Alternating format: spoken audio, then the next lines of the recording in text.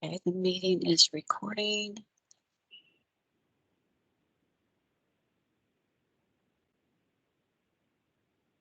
Okay, so welcome everyone to this virtual community meeting to discuss NPA 2024-0016.01. If you haven't done so already, if you could type your name in the chat and the organization if you're associated with one. Please mute your microphone if you're joining by phone and to turn off your video if you're participating online to save bandwidth if you're having trouble with your video. As I mentioned, this meeting is being recorded and will be posted to the publicinput.com/neighborhood plan amendment cases website. If you do not want your image viewed publicly, you can turn off your camera. So Tyler Tripp will be the meeting facilitator tonight. Mark Walters is the plan amendment case manager, and Jonathan Tomko is the zoning case manager. Mark couldn't be here tonight, so my name is Maureen Meredith, and I'll be presenting his case tonight. The agenda tonight, I'll go over basic case information, guidelines for group discussion, how to participate in this process, why is there a plan amendment application, what is a future land use map, also called a FLUM. After my presentation, Leah Bojo, the applicant's agent, will do a presentation. Then we will open the meeting to Q&A. The plan amendment case number is NPA 2024-0016.03. Property address is 2503 Gonzales Street. Project name is 2503 Gonzales Street. The request is to change the future land use map from single family to mixed use office. The associated zoning case number is C14-2024-0046.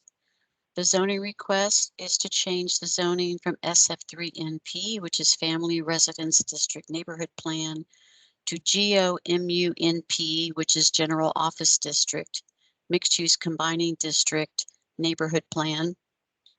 The property owner is Luana Abu Kaush. I'm not sure if I'm saying her name right. I'm sure Leah can correct me. The agent is Leah Bojo, and she's with Drenner Group.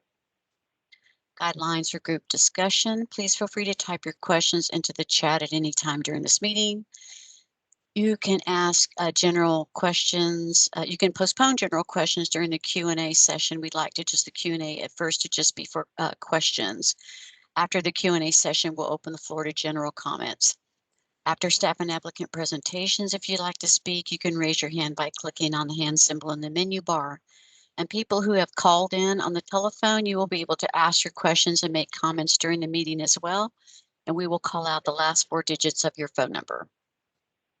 Attendees will be muted upon arrival and through the staff and applicant presentations. Then we will open the floor to the questions in the chat and by the attendees raising their hands.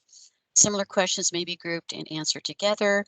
Again, we ask that you mute your microphone if you have any background noises that could cause some sound quality. If you're having connection issues, please turn off your video, and we ask that you be respectful to each other during this discussion. As I mentioned, this is the website where the recorded meeting will be posted. It is the publicinput.com/neighborhood plan amendment cases website. You can email Mark or Jonathan with any questions or comments that you have. Written comments will be added to the staff case reports. When the cases are scheduled for Planning Commission and City Council, you'll receive a notice in the mail. If you live within 500 feet, you can participate in the public hearings virtually and in person, and the notice will have instructions on how to do that. So why is there a plan amendment application? So neighborhood plans are adopted by City Council as amendments to the Imagine Austin Comprehensive Plan. And the city charter requires zoning changes to be consistent with the comprehensive plan. Most neighborhood plan amendments are changes to a future land use map, and most have an associated zoning application. This map shows the areas in blue that have City Council approved neighborhood plans. Those areas in blue all have a plan document that has the vision and goals of the planning area, and most of which also have a future land use map These colors represent broad land uses. For example, on this property is single family and it is shown in yellow. The proposed land use is mixed use office, and that would be a sort of maroon color. Other colors on the map are typical, like pink is office, orange is multifamily, etc. So here is the property, just on the south side of Gonzales Street near Pedernella Street. This is an aerial photo that shows the future land use map overlaid. This is a zoning map that showed it is zoned SF3NP. You have P zoning to the north, CS/CO zoning, that is General Commercial Services District to the south, and you again have some CS to the west and SF3 to the east. This is just a Google map that shows some of the surrounding uses to the property. This is the Imagine Austin Growth Concept Map, and these colors represent regional centers, town centers, neighborhood centers, and then activity corridors. So you see the property is just on the edge of the Plaza Saltillo Neighborhood Center, and East 7th Street is shown as an activity corridor, and the property is just north of that. This map shows the property in relation to public transportation. And that ends my presentation. I'll stop sharing my screen. And Leah can start hers. Yes, hello. Thank you, Maureen. I'm Leah Boja with Drenner Group, here representing the applicant. Drew Rafael is joining me. Can't hear you, Leah. Can other people hear you? Yes, everyone else can hear, so it might be an audio issue on your end, Maureen.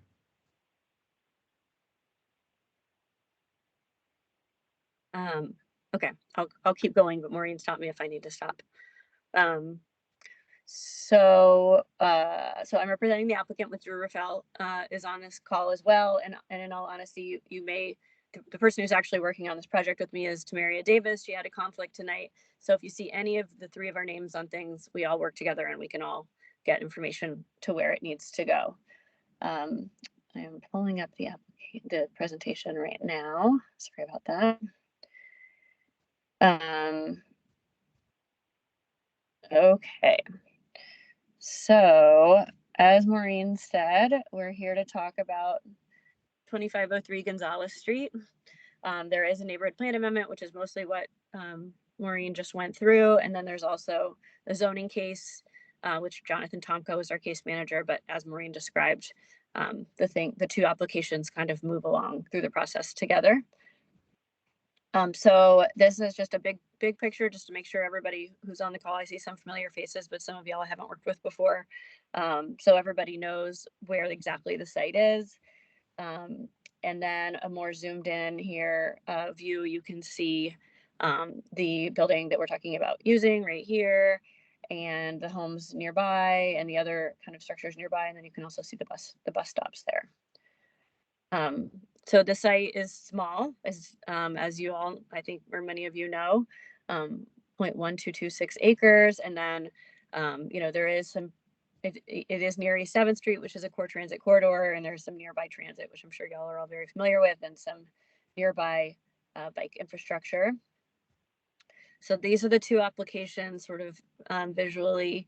I know this is a little bit repetitive, but it's obviously kind of the most important part. So this is the zoning map. We would be going from SF3 to GO, MU, NP. And the reason we picked GO, MU, NP is because that's the lowest intensity zoning that allows personal services, which is the use that we are trying to have be permitted. And then this is the future land use map. And so this would turn brown like these sites nearby to allow it to have the MU, which is the residential part, or the GO, which is the commercial part. So this is just for everyone's understanding, a definition of what the use personal services is. So obviously a waxing salon, it makes sense that that would fall in this use, and that is obviously the use we're trying to attain. But these are the kinds of things that are also allowed in that kind of use. We did look at the neighborhood plan, as we always do. So there is a goal to achieve a balanced and varied pattern of land uses. and also to increase the opportunities for people to meet some of their daily needs on foot or in close proximity to their homes, which we think this would meet both of those goals.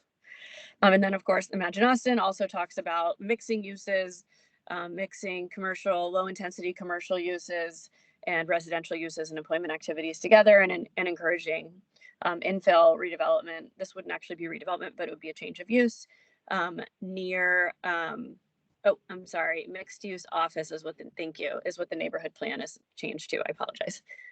It's a slightly different category than what I said. I just said mixed use. So anyway, and then Imagine Austin also talks about mixing uses and things that are available by modes other than cars. So with that, I will put my contact information here for anyone who doesn't have it already. And, you know, I make myself available for questions.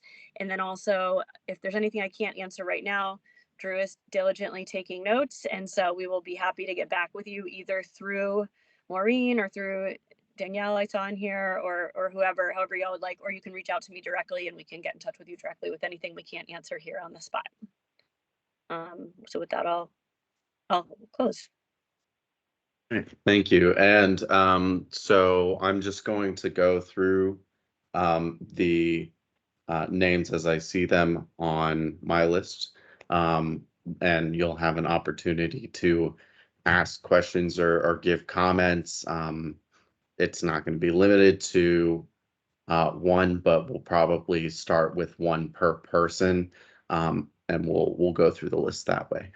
So I'll start with Candace.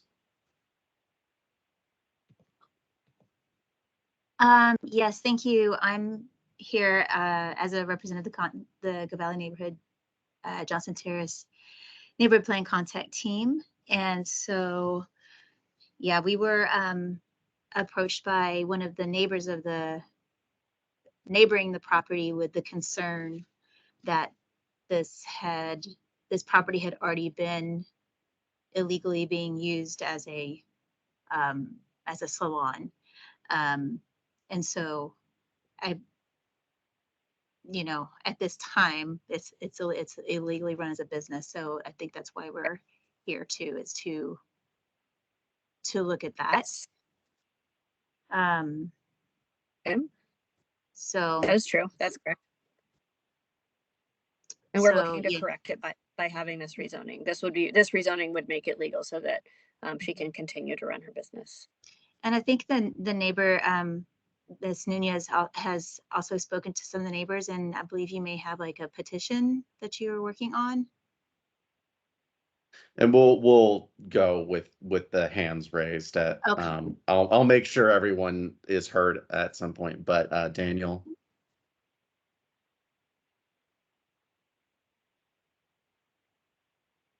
Thank you. You can't gloss over this about that this person bought this property knowing that it was an SF3 property and illegally began a business. Code enforcement has gone after them. They have been resistant. They have not been in compliance. They're being taken to court. They're waiting for a court date. I'm suggesting that this zoning case is not a way to make them legal, Leah. They have been operating. They've already, without ever knowing who they are, they have shown bad will for the community. They don't care about anybody else. That entire street, almost that entire street is residential. The block east of that, the majority of that is residential. Even though it butts up against 7th, that is the business corridor. This person should have bought a commercial lot if they wanted to do that. We are categorically opposed to this. If we can generate a valid petition, we will. Maureen, I would like for you to put in the notes to the Planning Commission and the Council that they already are operating illegally, and to change the zoning just to quote make them legal is not. It looks bad for y'all, Leah. It looks bad for you guys, and we will oppose it, because the other thing too is that everybody's talking about affordable housing. And the most affordable housing is existing housing stock. This is an existing housing stock. It should be used for housing, for residential. So we will oppose it. I will send a letter to, we were just waiting for this meeting to let you all know that that's going to be Okay. the position of the contact team in support of the immediate neighbors, who almost all of them are opposed to this. Thank you. Okay, so I understand, and I don't mean to gloss over that that's why we're here, is because she is running a business and we are trying to legalize it. I will say it is not uncommon for a zoning case to follow a code violation. So it doesn't mean it's going to get passed, but it's not an uncommon response when someone's operating a business that's out of compliance with their zoning, for them to then try to get the zoning that will support what they're trying to do. And that's what we're obviously trying to do here. I'm trying to think of the other points as you were talking, Danielle. I guess I would say one question. Single family housing and residential housing existing is the most affordable housing stock. And we just came from a press conference with Home 2, where they're trying to just, sweep away all the regulations and stuff. There is a housing crisis in Austin.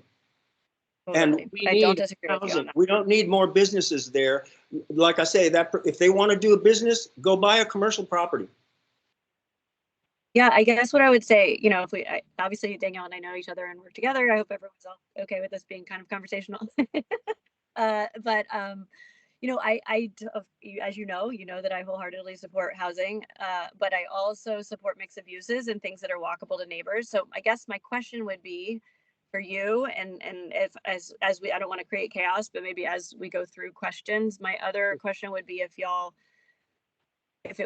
she weren't operating a business there and we were just making this proposal, is it something you wouldn't feel comfortable with, or is it a lot of it that you don't like the way that she came into this place? Both. How she came into it, but the bigger issue here is affordable housing stock. You will be eliminating one of the few. We're losing housing, and it's getting harder and harder. So I'll let somebody else talk. Okay, we'll move on to Kelsey, please. Hi, yeah, so I am the neighbor to this applicant, and a couple of things. I do want to piggyback off of what Daniel's saying. In December, the applicant was advised that she was operating illegally, and since then she has made no indication that she plans to change this. I mean, she's operating today. And that in that disregard and disrespect of not only the neighborhood, but the city, the residents, is just, it's kind of beyond me, honestly. And to think that we're just going to retroactively go ahead and take this and we're going to, just disappear. The fines will no longer exist. She's supposed to be receiving a fine of something like $1,000 a day since when that was staked into her front lawn, which was in February.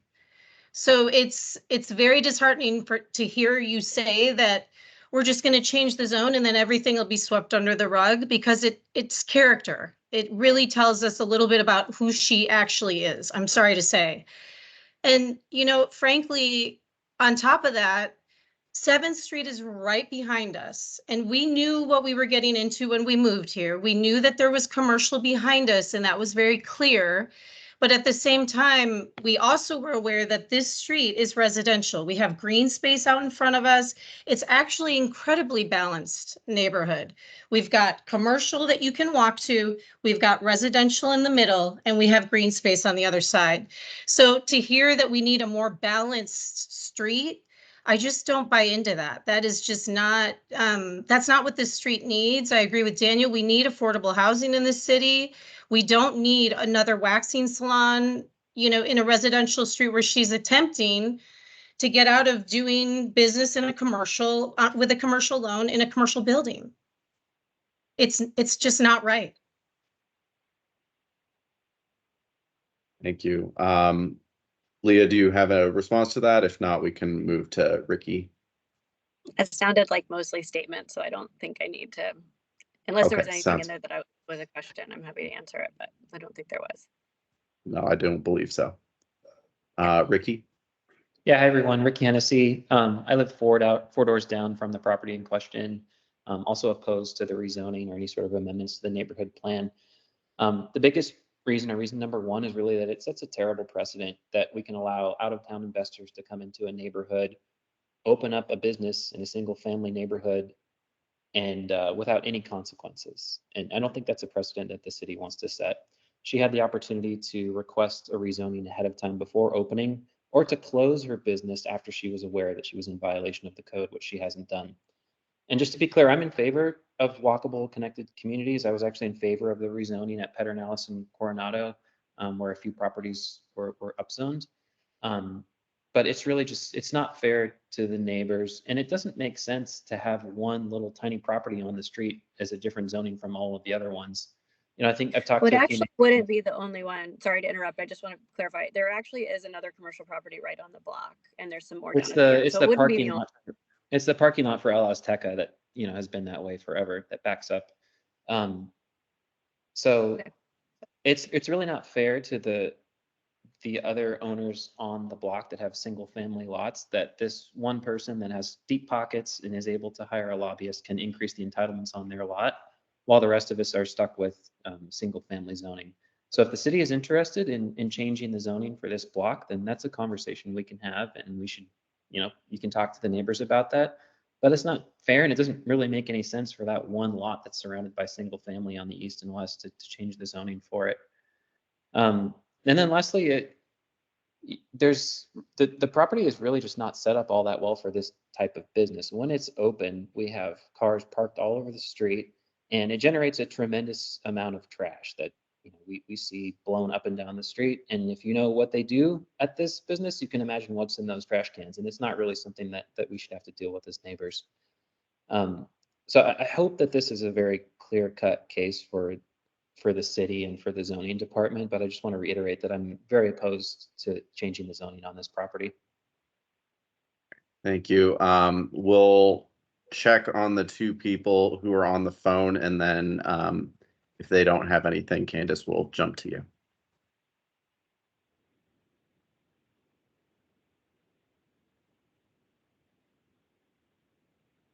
Okay, hearing nothing from the phones. Oh, sorry, go ahead. I thought she was going to call out a phone number. I'm sorry.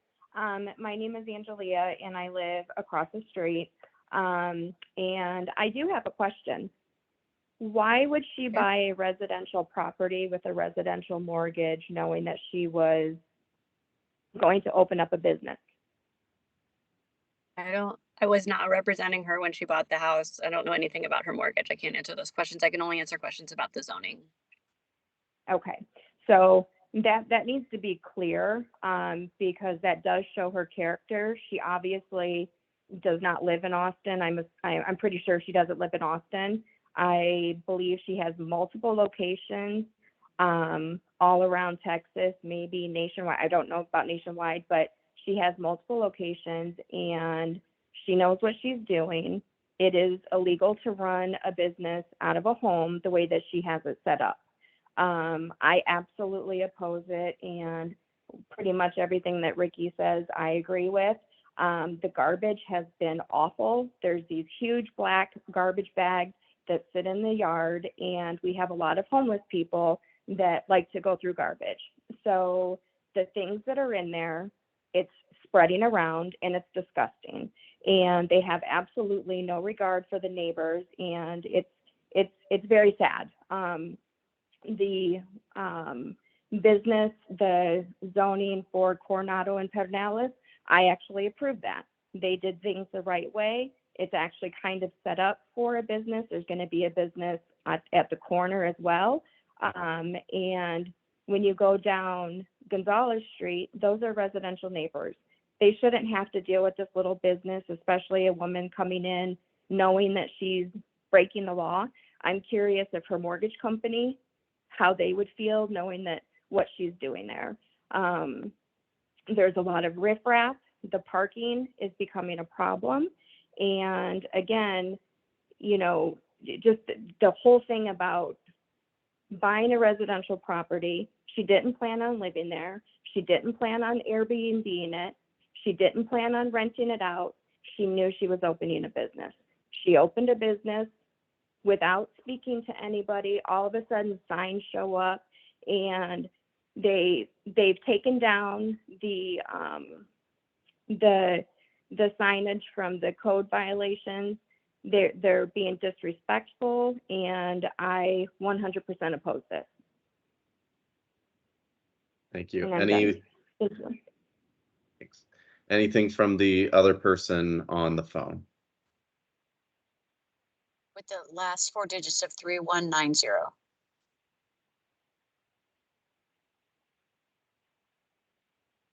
That's me. This is Jeff King. I'm Oh, here with okay. Kelsey, and I did a call in because in case I had to leave. I just wanted to second, I appreciate the neighbors showing up for this meeting. It's hard not to get emotional about the whole situation. It's surreal to me that we're having, as neighbors, having to defend the neighborhood this way from somebody who's just shown from every step they've taken a disregard for the neighborhood and the existing city zoning laws. Living next door, I can attest to everything everyone is describing here with the constant cars out front, the trash, just not having, when the business is closed after hours, there's nobody here to look out for the property. I've had to call 911 on someone sleeping on the front porch. I've had to run somebody off myself, sleeping on the back porch. I don't think they even know about that. But just to echo everything the other neighbors have said, it's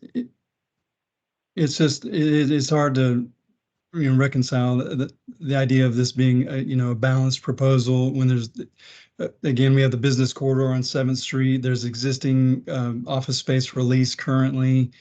The applicants have apparently bought this house with a residential loan with the intention to run a business. They again have shown disregard for city zoning when they've been out of compliance. I've seen the code compliance officer come in, hammer the sign into the front yard, and the employees promptly come out, take it out of the ground, and say, "I don't care, I don't care." Haven't said a word to us. The trash, it's been a year now. We've remodeled this house. We did everything according to permits. We did out of respect for the city zoning. We did it out of respect for the neighbors. We did it the right way, the legal way, with permits. And when the previous owner had this house for sale, I'm out there cleaning the trash, mowing the yard, doing the neighbor thing. And since they've come in, they boarded up the back window with particle board, have not said a word to us, and it's just 2, 3, 4, 5, 6, 7 cars every day for business. And it's really, honestly, living next door has been surreal and kind of a nightmare. So thanks, Danielle and Candace and the neighbors for showing up.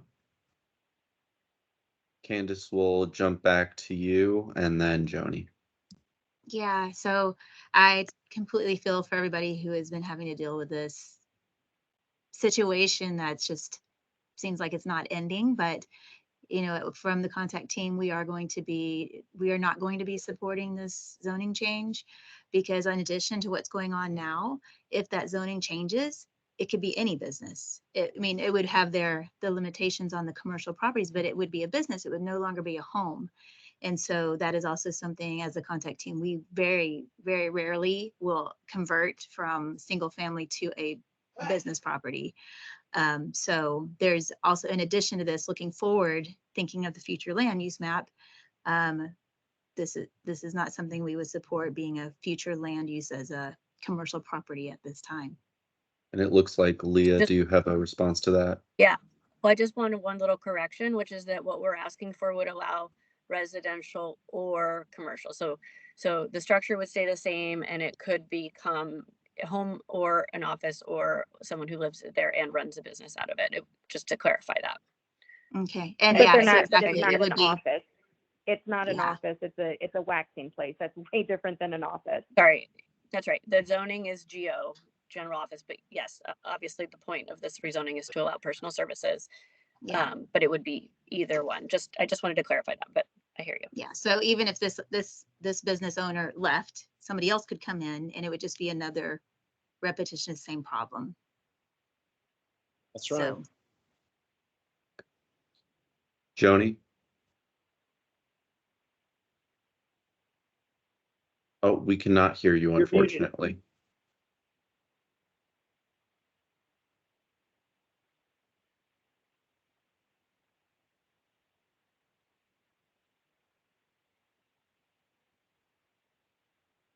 You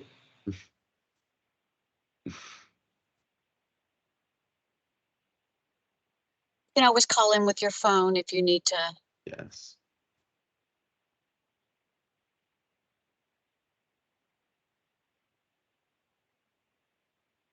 I can type it in there if you need it.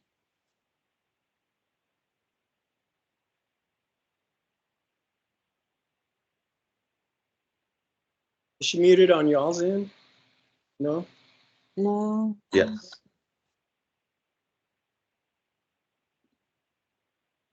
I'm going to. All right. Well, jump to Joni, anyone else who wants to speak. I am posting the Yeah, you got it. Okay, good. phone number.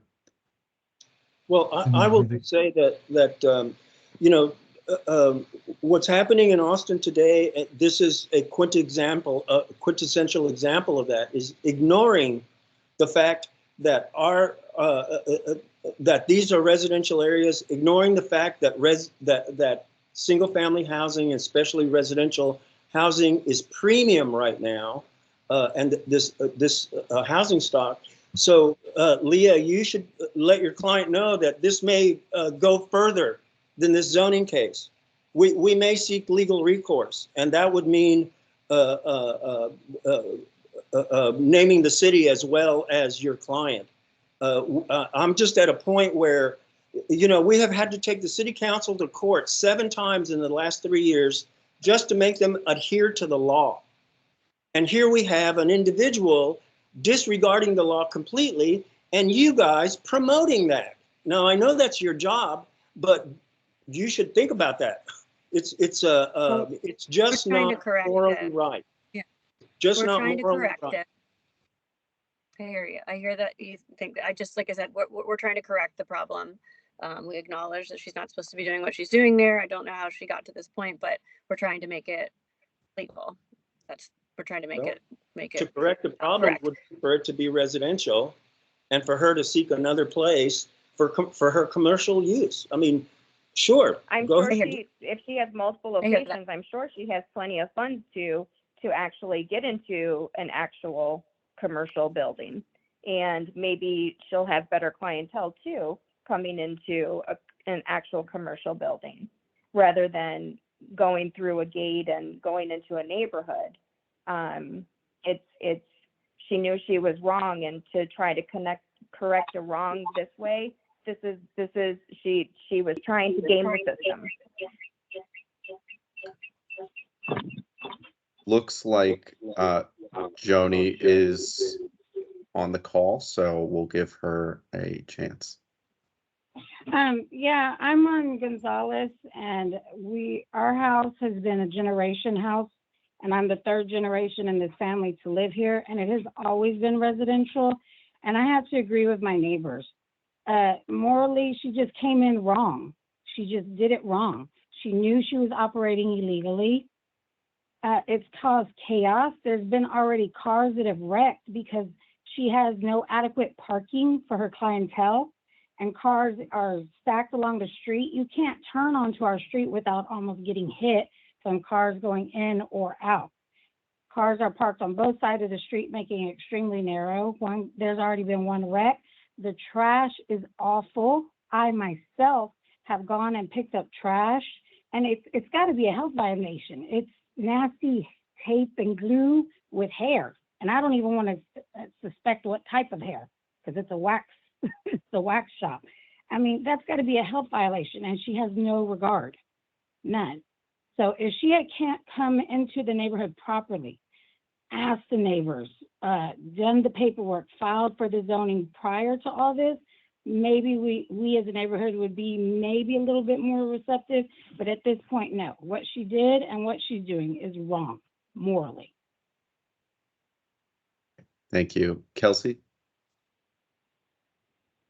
I was just going to take a moment to read the letter that I have signed from a bunch of neighbors along Gonzales and Pedernales Street, because I think it's pertinent to what everybody's saying. A lot of us are obviously on the same page, completely opposed to the waxing salon at 2503 Gonzales Street. So to whom it may concern, and you should be receiving a copy of this. I did send this as well as the code compliance information to Maureen today so that you would have it on file. Okay. Yep, I have it. So the You're welcome residents to of read it. Gonzales, You wanna the go ahead and read residents it. of Go ahead. Gonzales, thanks. Okay.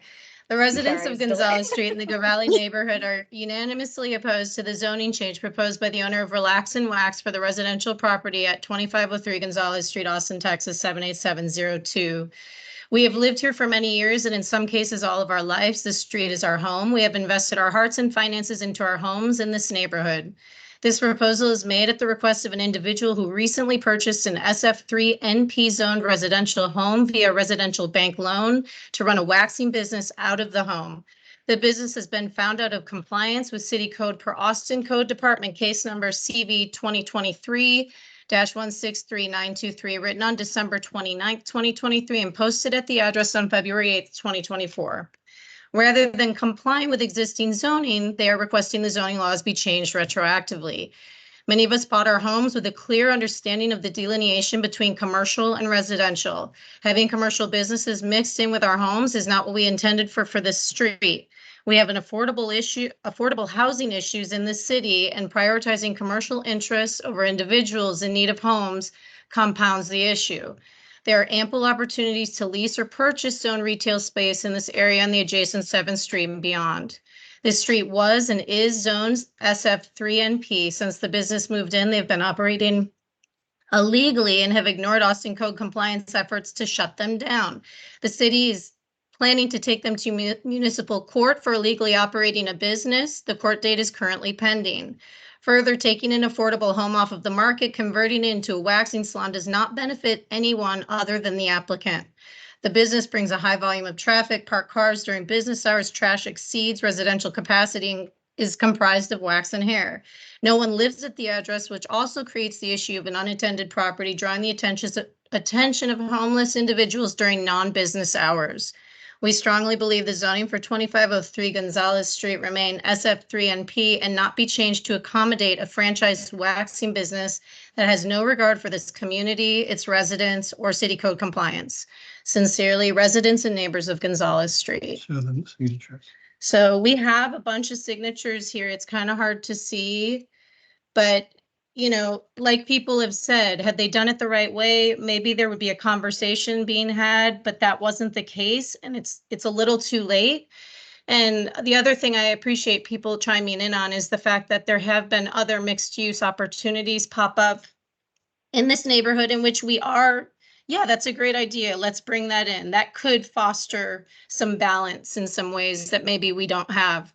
But, you know, I just can't stress it enough. I mean, it just does not make sense. And it especially doesn't make sense that we're doing this retroactively. Thank you. Thanks. Daniel? No, you are muted, sir. Thank you.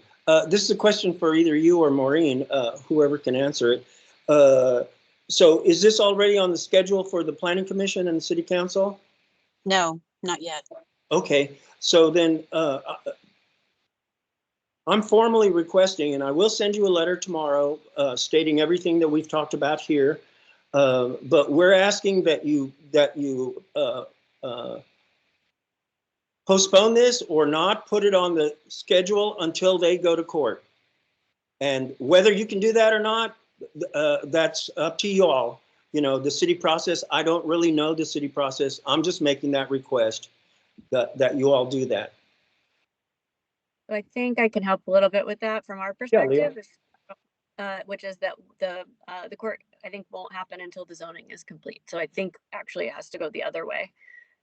Because we have told the code compliance department that we are working through a rezoning, which is a potential correction. I understand that y'all don't agree with that, but that is by city code, that is true. And so I don't believe they would take her to court until this this process has run its course. Well, I actually have talked to the code compliance agent, and he doesn't say that. He says really? that they're waiting for a court date. So if they're waiting for a court date, then I'm asking the planning department to hold off until that goes through. Okay, well, we'll get to the bottom of that. That was not what I understood, but we'll figure that out. Yeah. So speaking of that, since she is out of compliance, why is she continuing to run her business, and how do we stop her from running her business until all of this is either changed or she just it is opposed? I will personally just say that is probably not within the scope of the information to be covered in this meeting. I can just tell y'all that it's very, very difficult for the city to shut people down. We have had cases where we had situations that were terrible, adverse, and it took like a year or two before the city was able to shut them down simply because of the process. So I don't know how we can actually legally keep her from doing that. Maybe we should start a picket. Maybe we should get the media involved. You know, there's options that we have besides this outside of the process that we as citizens can exercise. And so having said that, all of you neighbors here on the call, I would love for us to meet soon and discuss how to go forward with this. Well, hopefully this information will be relayed to her and she will understand the neighborhood and understand and change her ways and maybe hold off on running her business until this is all solved, and maybe make a different impact on all of us residents. Well, that would be nice. I'm not going to hold my breath given the behavior. Right.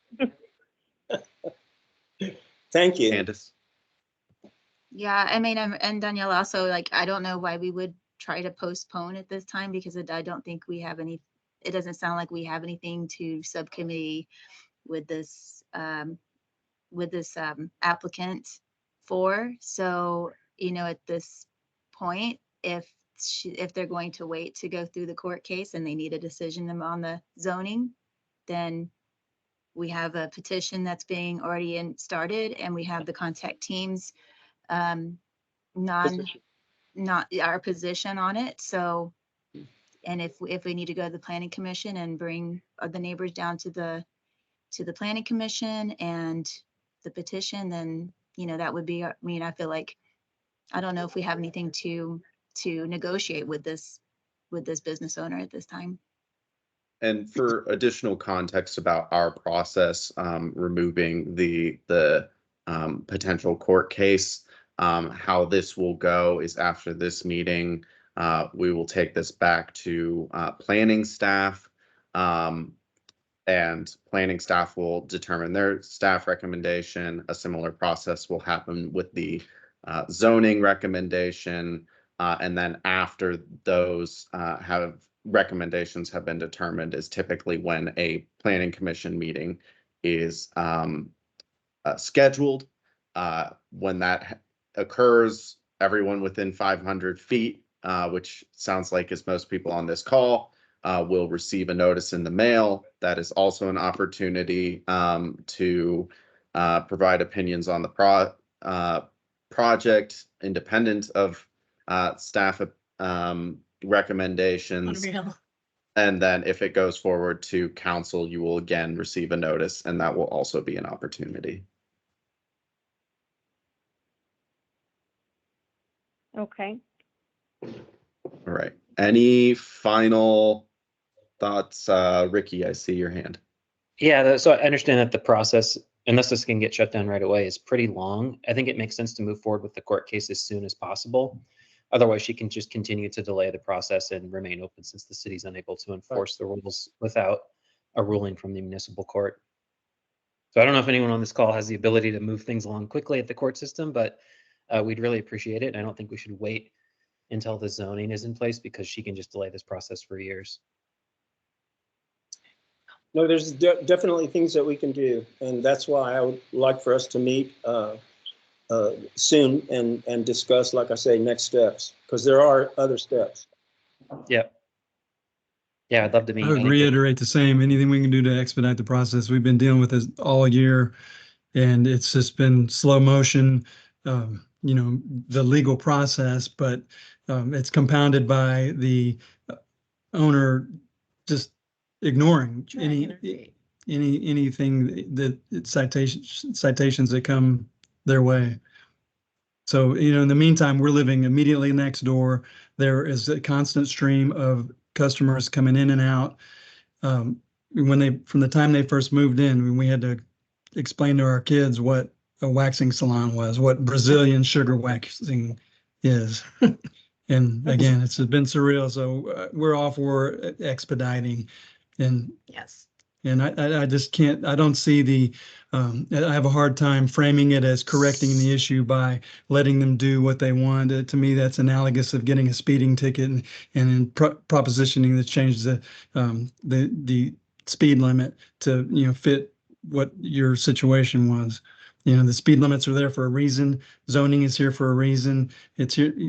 The residents live here under that fixed circumstance of this is a residential street, and to have that pulled out from under us is, again, it's just hard to stomach. Agreed. Any final comments or questions before we close this meeting? No. All right. Thank you all for your time. I'll hand it over to Maureen to explain next steps.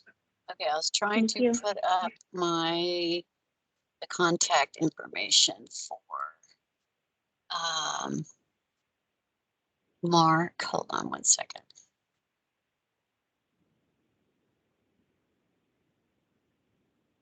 There we go. So here is the contact information for Mark Walters, the plan amendment case manager, and Jonathan Tomko, the zoning case manager. Like I said, we have not scheduled the cases for planning commission and city council yet. Daniel, if y'all want to touch base with me periodically and get an update on where we are in the process, feel free to do that. I will, Maureen. We'll contact you soon. Okay. And Thank you, everybody, for being here.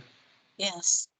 Thank you. So there's not any more questions or comments. I will stop the recording. I will give y'all a few more minutes before I do that. 5, 4, 3, 2, 1. Okay, I will stop the